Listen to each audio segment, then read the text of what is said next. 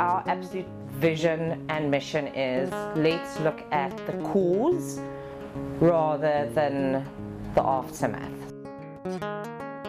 We've got thousands and thousands, hundreds of thousands of animals running unsterilized in township areas. Those people do not have the facilities, the ways, the means to get those animals in a taxi or on a train or in transport to have them sterilized. So the only answer is we go in there and we sterilize those animals basically to stop the overpopulation.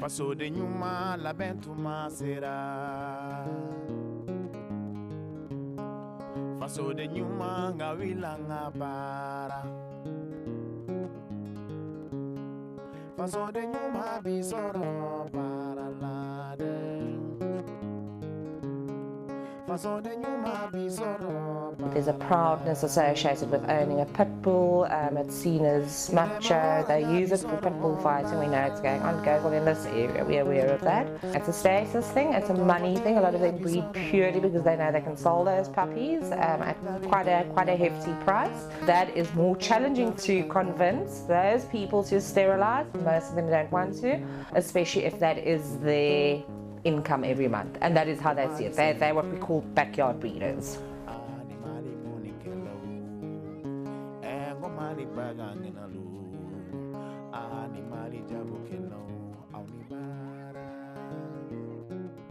But try to encourage people to take responsibility in the full sense of the word. There's a lot of education that's being done, although I do find that there's a lot of people that actually reckon that their animals have been sterilized. They very often think that a rabies vaccination constitutes a sterilization.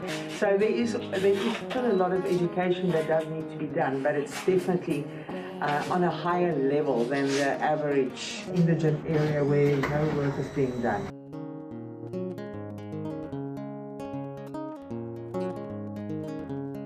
Once you've rescued a dog from a life of often hell, hunger, sometimes abuse, neglect, the cold, the rain, the heat, that animal becomes the most loyal, loving. It's as if they thank you for the rest of their lives.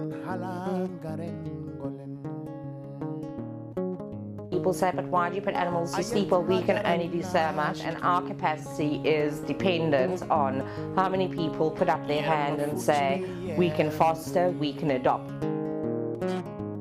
We can go out there and actually address the problems out there by sterilizing and making sure there's not all these poor animals being born into a life of suffering.